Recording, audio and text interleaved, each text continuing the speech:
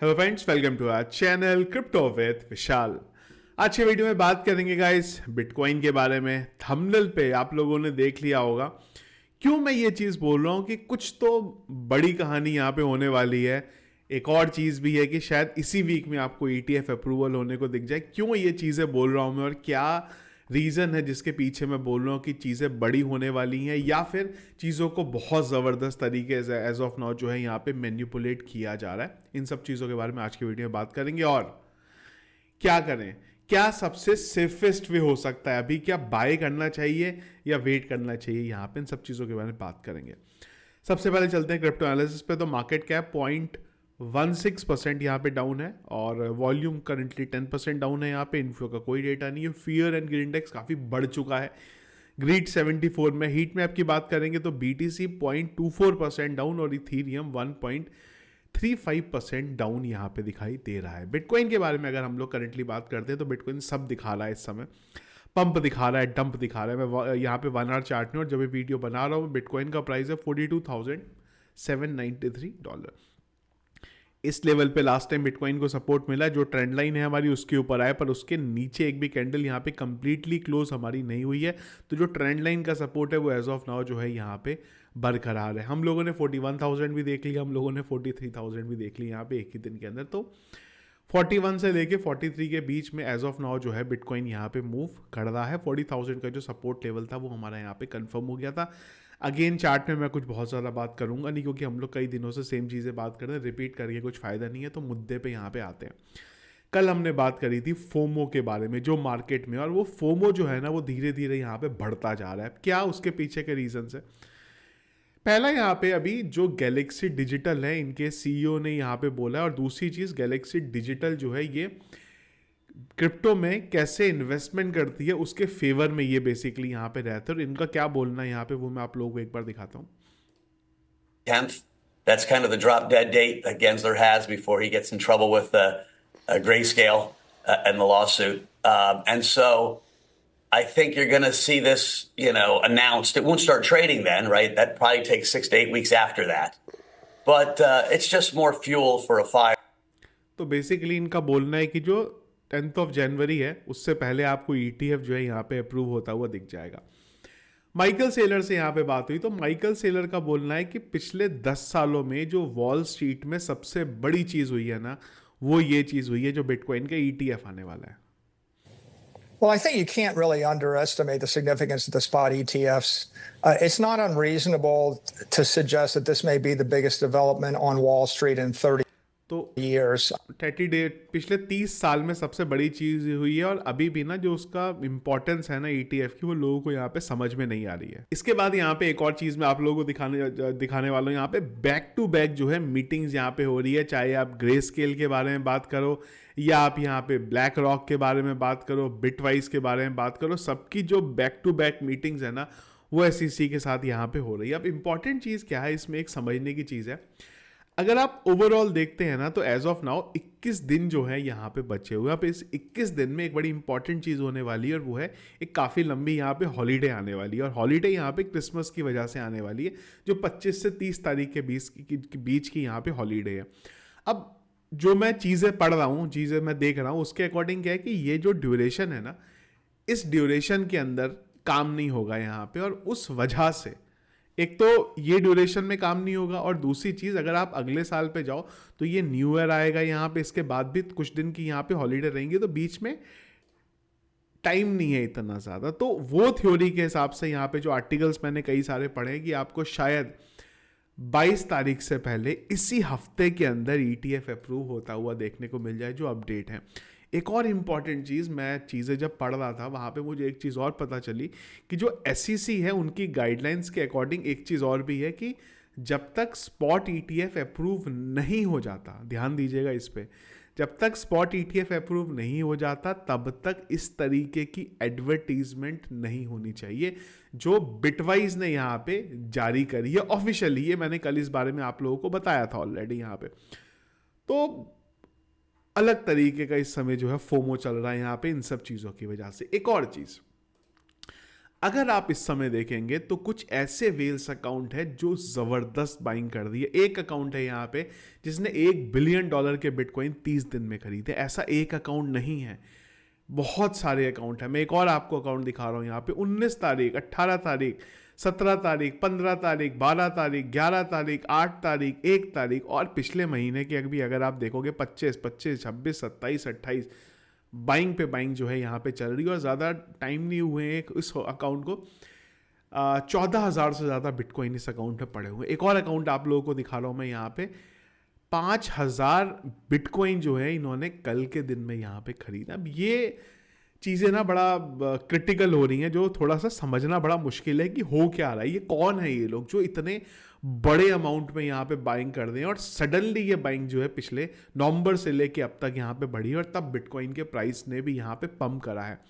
क्या insider news आ गई हुई है इनके पास? और ये होता है नॉर्मली कि बिटकॉइन का ईटीएफ अप्रूव होने वाला। अब देखिए, अब अगर आप या मेरे में से हम लोग अगर ब्लैक रॉक पे काम कर रहे होते, आर्क इन्वेस्ट में काम कर रहे होते, तो हमें पता होता कि अंदर चल क्या रहा है। अभी हम लोग ये बात करते हैं कि ईटीएफ की मीटिंग हुई, पर उस मीटिंग में बात क्या हुई है वो चीज़ें बाहर नहीं आएंगी। और ये लोग वो ट्विटर पे जाके नहीं बोलेंगे अच्छा एसईसी से बात हुई तो एसईसी ने बोला नहीं हम अप्रूव नहीं करेंगे, उसके लिए उसने डॉक्यूमेंट मांगे, हम लोगों ने ये डॉक्यूमेंट दी, हमने ये दिया, तो एसईसी ने बोला चलो हम लोग पढ़ रहे हैं, पर हाँ भाई जितना आप लोगों ने डॉक्यूमेंट दिया उस हद तक हम लोग काफ़ी हद तक संतुष्ट है। यहाँ पे ईटीएफ हम लोग 2 दिन में अप्रूव कर देंगे, हम लोग जो डॉक्यूमेंट की फॉर्मेलिटी है उस पर काम कर दें।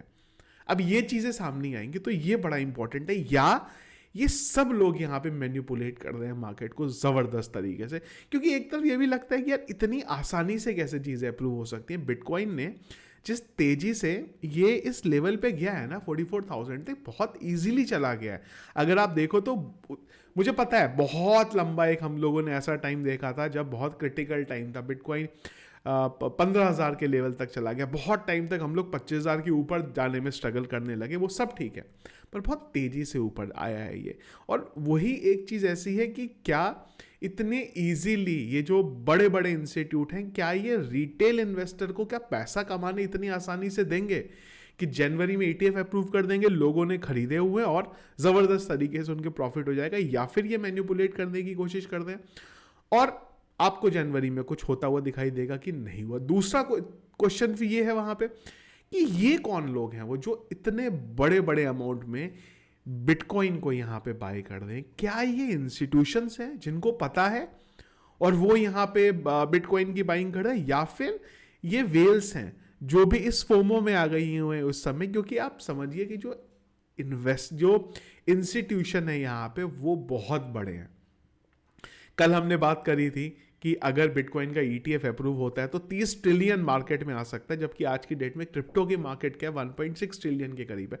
तो जो वेल्स है ना बड़ी बड़ी, वो भी इस इंस्टीट्यूशंस के सामने कुछ नहीं है। जितनी क्रिप्टो करेंसी की मार्केट कैप है, ये एक एक इंस्टीट्यूट उतना पैसा यहाँ पे लगा सकता है, तो ये उसको भी मैनिपुलेट कर सकते हैं। तो या ये न्यूज़ इनके पास आ गई है, या ये फोमो में आ गए हुए हैं, जैसे हम लोगों ने कल फोमो की बात करी थी। तो एज ऑफ नाउ बहुत टाइम से मैं क्रिप्टो करेंसी मार्केट में हूँ, पर जो करंट सिचुएशन है ना, वैसी सिचुएशन आज तक मैंने यहाँ पे नहीं देखी है जो यहाँ पे बनी हुई है।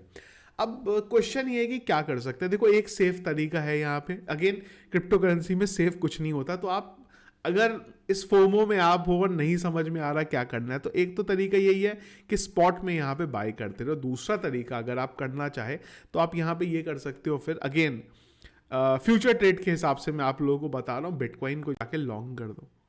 करेंटली मैं यहाँ पे ना, मैंने कल लिंक भी दिया था आपको, MEXC के बारे में बता रहा हूँ, क्योंकि मैं करेंटली MEXC यूज़ कर रहा हूँ, KYC नहीं है वहाँ पे। तो क्या कर सकते हो वहाँ जाके, मैं अगर 3x पे लॉन्ग कर रहा हूँ बिटकॉइन को करंट प्राइस से, तो मेरा लिक्विडेशन हो रहा है $28,000 पे। और अगर मैं बिटकॉइन को यहाँ पे लॉन्ग कर देता हूँ 2x से, तो मेरा लिक्विडेशन होता है यहाँ पे 21,600 पे। तो एक सेफ तरीका तो ये, देखो आपको पता है, लगता है कि नहीं यार मार्केट 21,600 पे तो नहीं जाएगा, चाहे कुछ भी हो जाए यहाँ पे, यहाँ से बहुत सारा डाउन होना पड़ेगा उसे एज ऑफ नाउ जो यहाँ पे। पर अगेन SEC बोलते नहीं हम तो ETF अप्रूव ही नहीं करेंगे जी कभी भी, तो जो हाइप ETF की क्रिएट हुई है वो निकल जाएगी। पर अगेन क्योंकि बहुत क्वेश्चन आ रहे हैं, लोग बहुत ज़्यादा फोमो में यहाँ पे करें क्या। तो एक तो मैंने बताया कि फोमो में होना, बचो फोमो से। पर अगर नहीं फिर भी मान रहे हो तो एक छोटे मोटे अमाउंट के साथ बिटकॉइन को 2x पे जाके लॉन्ग कर दो। अब दो सिनेरियो देखो वहाँ से बन सकते हैं यहाँ पे। पहला सिनेरियो ये है कि बिटकॉइन कैश हो जाएगा बुरे तरीके से और 21,600 के नियरबोर्ड बिटकॉइन चला जाएगा। तो वो एक ऐसी जगह आती है जहाँ पे स्पॉट पे बाई कर लो फिर, अगर उतना क्रैश हो गया।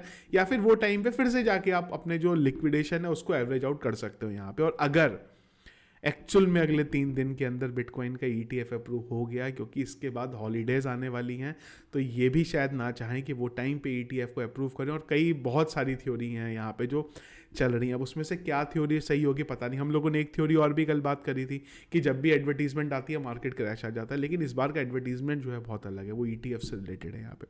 तो ये सेफ तरीका। और मैं फिलहाल MEXC यूज़ कर दूँ। अगेन ये कोई प्रमोशन नहीं है MEXC का, जो यूज़ करना है आप कर सकते हो। MEXC इसलिए कर दो कि KYC नहीं है यहाँ पे एज ऑफ नाउ, तो उस वजह से जाके अपना कर सकते हो। अगर अकाउंट यूज मेरे रेफरल लिंक से जाना है, रेफरल लिंक से चले जाओ, नहीं जाना है मत जाओ, खुद अकाउंट बना लो, वो आपका इंडिपेंडेंट चॉइस है। दूसरा एक्सचेंज यूज करना है वो यूज करो, जो भी आप यूज करते हो यहाँ पे।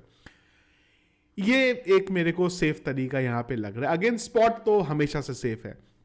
मैंने बहुत बार आपको बोला था 25,000 पे बिटकॉइन था, 20,000 पे बिटकॉइन था, लेना है ले लो। बिटकॉइन को लॉन्ग टर्म के लिए ले रहे हो 42,000 पे ले लो, 45,000 पे ले लो, 50,000 पे ले लो, कोई फर्क नहीं पड़ता अगर आप बिटकॉइन की बाई करती। क्योंकि जब टारगेट यहाँ पे यार बड़ा वाला है, $1 मिलियन पे बेचने का जब टारगेट है, तो कोई प्रॉफिट आपका बहुत बड़ा अंदर नहीं हो जाएगा यहाँ पे किसी भी प्राइस पे अगर आप बिटकॉइन लेते हो। ऑल्ट कॉइन्स को लेते हो तो भाई कुछ ऑल्ट कॉइन्स जो मैंने आप लोगों को ऑलरेडी बताए हैं, उन्होंने बहुत अच्छा प्रॉफिट यहाँ पे करा है। बाकी आप अपनी रिसर्च के अकॉर्डिंग यहाँ पे ले सकते। बहुत लोग बोलेंगे यार आपको तो खुद ही कुछ भी नहीं पता। ऑब्वियस सी बात है, किसी को नहीं पता है। मेरे को क्या, मैं ब्लैक रॉक नहीं हुई यहाँ पे। आप लोग जैसे चीज़ें देखते हैं मैं भी न्यूज़ देखता हूँ यहाँ पे, मेरे को भी वहीं से चीज़ें समझ में आती हैं। मैं ब्लैक रॉक में या फिर आर्क इन्वेस्ट में या फिर ये इन सब इंस्टीट्यूशंस में मेरे को इनसाइडर नहीं है कि वो मुझे बता दें अरे विशाल ETF ना इस तारीख को अप्रूव होने वाला है। मुझे भी जो चीज़ें समझ में आ रही हैं उसी को देख के आप लोगों को यहाँ पे बता रहा हूँ। आप लोगों का क्या ओपिनियन है, आप लोगों को क्या लगता है, वो ज़रूर मुझे एक बार कमेंट बॉक्स में यहाँ पे बताइएगा। तो ये था इस हमारा आज का वीडियो रिगार्डिंग क्या चल रहा है यहाँ पे मार्केट के अंदर। इसके अलावा अगर कुछ और दिन भर इंपॉर्टेंट चीज़ रही जिसको मुझे लगा आप लोगों के साथ डिस्कस करना है, तो मैं आप लोगों को टेलीग्राम पे शेयर कर दूंगा। जिसके लिए टेलीग्राम के चैनल को ज्वाइन नहीं किया है ज़रूर ज्वाइन कर लीजिएगा, लिंक वीडियो के डिस्क्रिप्शन में मिल जाएगा। सर्च करके मत ज्वाइन करिए, क्योंकि अगर मार्केट यहाँ से रिकवर होगा, सेम नाम से क्रिप्टो विद विशाल ऑफिशियल नाम से आपको थोक के भाव चैनल मिल जाएंगे। इवन मेरे नाम से क्या, और भी जो इन्फ्लुएंसर्स हैं उनके नाम से आपको थोक के भाव चैनल मिल जाएंगे। किसी के भी टेलीग्राम को अगर आप ज्वाइन करते हो, मैं रिक्वेस्ट करूंगा कोई भी इन्फ्लुएंसर है, वीडियो के डिस्क्रिप्शन के लिंक के क्लिक से करिएगा, सर्च करके मत करिएगा। किसी भी फालतू के स्कैमर के जो जाल में आप वहां से फंस सकते हैं। Thank you friends.